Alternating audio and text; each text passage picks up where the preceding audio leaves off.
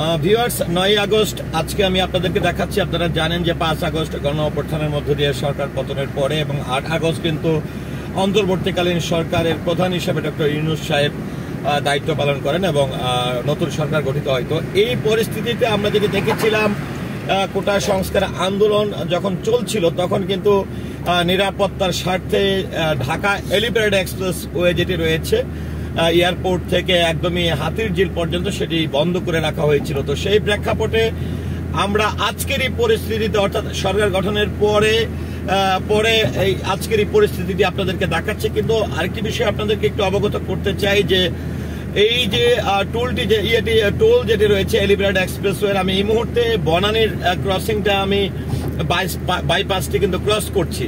তো যেটি বলছিলাম যে এই এলিভেটেড এক্সপ্রেসওয়েতে আমরা জানি যে ওপেনিং থেকে কিন্তু টোল প্রদানের মাধ্যমে এই এলিভেটেড এক্সপ্রেসওয়েটি ব্যবহার করা যেত। কিন্তু আমরা তার পরবর্তীতে এই গণ অভ্যুত্থানের পরেই যেটি আমরা লক্ষ্য করছি যে এলিভেটেড এক্সপ্রেসওয়ের একদমই টোল আদায় করা একদম বন্ধ হয়ে গেছে এবং বনানীতে কিন্তু দুর্বৃত্তকারীরা কিন্তু সেই যে এলিভেটেড এক্সপ্রেসওয়ে টোল প্লাজাটি ছিল সেটি কিন্তু পুড়িয়ে ফেলেছিল, অর্থাৎ আপনারা যেটি সেতু ভবনের পাশে। তো আমরা আজকে অনেকেই আপনারা যারা এলিভেটেড এক্সপ্রেসওয়ে ব্যবহার করে থাকেন বা নিয়মিত এই এলিভেটেড এক্সপ্রেস দিয়ে যাতায়াত করতেন তাদেরকে একটু যেটি আমি একটু বলতে চাই যে দেখুন যে এই এলিভেটেড এক্সপ্রেসওয়েটির বর্তমান অবস্থা কি। তবে আমাদের সেই স্পিড নিয়ন্ত্রণ যে মিটারটি রয়েছে সেটি কিন্তু আমরা দেখছি যে লাইট জ্বলছে, এলিভেটেড এক্সপ্রেসওয়ের লাইটগুলো জ্বলছে, শশ করে গাড়িগুলো কিন্তু যাচ্ছে। তবে টোল আদায়ের সময় কিংবা অভ্যুত্থানের আগে বা কোটা সংস্কার আন্দোলনের আগে যেরকমটা আমরা এলিভেটেড এক্সপ্রেসওয়েতে দেখেছিলাম যে গাড়ির ব্যাপকতা, সেটি কিন্তু তুলনামূলকভাবে অনেকটা কম দেখছি। কেননা যে একটি জায়গা দিয়ে হয়তো বা আপনি উঠে গেলেন, আরেকটি জায়গা যে কোনো সময় বন্ধ থাকতে পারে।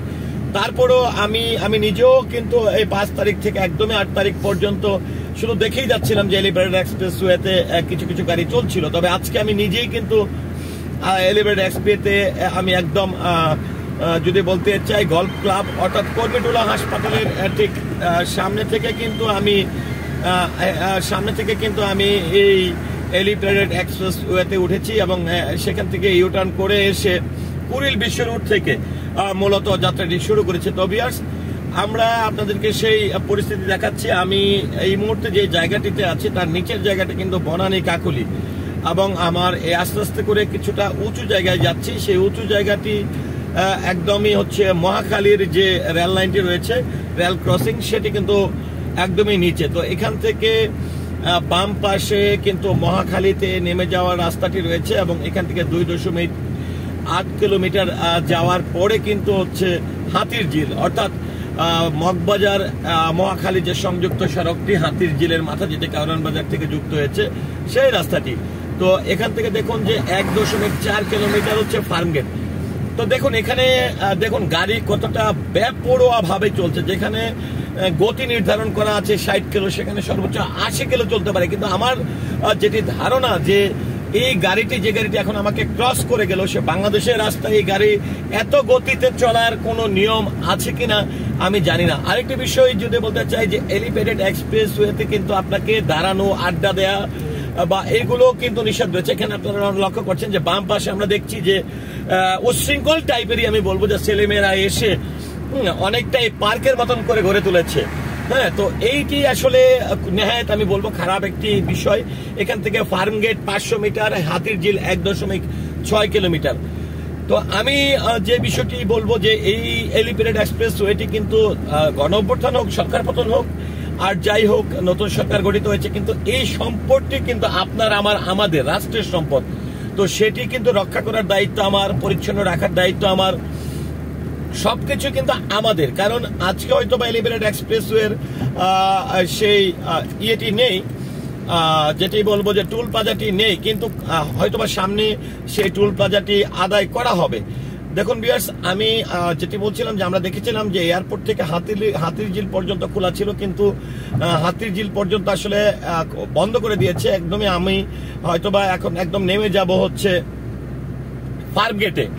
আমি এখন ফার্মগেটে নেমে যাওয়ার দরকার হচ্ছে, কারণ এখানে যদি আমি ফার্মগেটে নেমে না যেতাম তাহলে কিন্তু আমি বেরিয়ে যেতাম একদমই হাতির জেল অর্থাৎ বিএফডিসি চলচ্চিত্র উন্নয়ন কর্পোরেশনের ঠিক সামনে দিয়ে। তো আপনাদেরকে একদম আমি যাই হোক যেহেতু আমি একদমই কুড়িল বিশ্ব রোড থেকে যাত্রাটি শুরু করেছি, বর্তমানে এই প্রেক্ষাপটে যেহেতু সারা দেশে অনেক সহিংসতা হয়েছে, অনেক প্রাণহানি হয়েছে, রাস্তাঘাটে ভাঙচুর হয়েছে, তারপরে অনেক রাস্তাঘাট বন্ধ ছিল, অনেক প্রতিবন্ধকতা ছিল, সবকিছু কাটিয়ে অন্তর্বর্তীকালীন সরকার গঠন হয়েছে। তো সেই পরিস্থিতিতে অনেকেরই হয়তোবা জানার একটি আগ্রহ থাকতে পারে যে আসলে এলিভেটেড এক্সপ্রেসওয়ে যেটি রয়েছে ঢাকার সেটির অবস্থা কি, সেটি দিয়ে গাড়ি চলাচল করছে কিনা বা বন্ধ আছে কিনা। তো সেই প্রেক্ষাপটে কিন্তু মূলত আমি আপনাদের সুবিধার্থে কিন্তু এই ভিডিওটি তৈরি করেছি। তো ভিউয়ার্স, আমি প্রায় ফার্মগেটের কাছাকাছি চলে এসেছি। আমার টার্গেট ছিল হাতির জেলে যাওয়া, কিন্তু আরেকটি বিষয় বলতে চাই যে অনেকেই চিন্তা করতে পারেন এয়ারপোর্ট এই সাইড থেকে এসে আপনারা হাতির জেলে বরাবর নেমে যাবেন, কিন্তু না, হাতির জেলের এই যে জায়গাটি রয়েছে যেখানে এসে একদমই ফার্মগেটের সংযুক্ত রাস্তা শেষ হচ্ছে সেখানে কিন্তু বন্ধ করে দেওয়া হয়েছে। তো আমি কিন্তু দেখুন একদম যেটি পার্ক রয়েছে, ফার্মগেটের যে পার্কটি রয়েছে পার্কের বরাবর এসে কিন্তু নেমে গেলাম। তো এই ছিল আসলে বর্তমান এই হাতির ঝিল এলিভেটেড এক্সপ্রেসওয়ে যেটি আজ থেকে 1 বছর আগে চালু হয়েছিল, সেই এক্সপ্রেসওয়ের সার্বিক অবস্থা আপনাদেরকে দেখানোর চেষ্টা করছি। আর এখানে আরেকটি বিষয়, যেহেতু আমি শুরুই করেছি, ফার্মগেট থেকে আসলে আপনারা যারা বাংলা মোটর, কারণ বাজার, মগবাজার কিংবা ফার্মগেটে যাবেন তারা আসলে কিভাবে যাবেন। তো এখানে আপনাদেরকে একটু আমি দেখাচ্ছি যে এটি হচ্ছে যে চত্বর, এই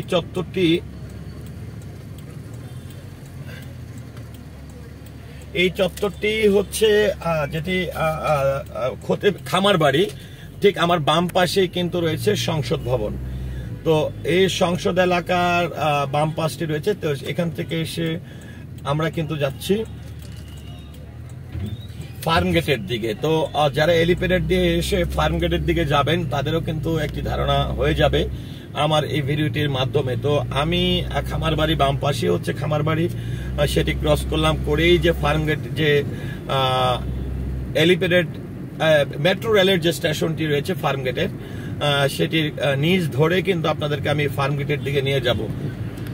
তো ভিউয়ার্স, আমি কিন্তু আপনাদেরকে একদমই এলিভেটেড এক্সপ্রেসওয়ের পাশাপাশি আরেকটি বিষয় বলতে চাই, যেটি হচ্ছে যে কোটা সংস্কার আন্দোলনরত অবস্থায় কিন্তু আমরা দেখেছিলাম যে মিরপুর 10 নম্বর এবং কাজীপাড়ার যে মেট্রো রেল স্টেশন দুইটি ছিল, সেই দুইটিতে কিন্তু দুর্বৃত্তকারীরা আগুন লাগিয়ে দেওয়ার ফলে কিন্তু অনির্দিষ্টকালের জন্য মেট্রো রেল বন্ধ হয়ে গেছে। তো সেই প্রেক্ষাপটে কিন্তু আমরা মেট্রো রেলটিও পাচ্ছি না।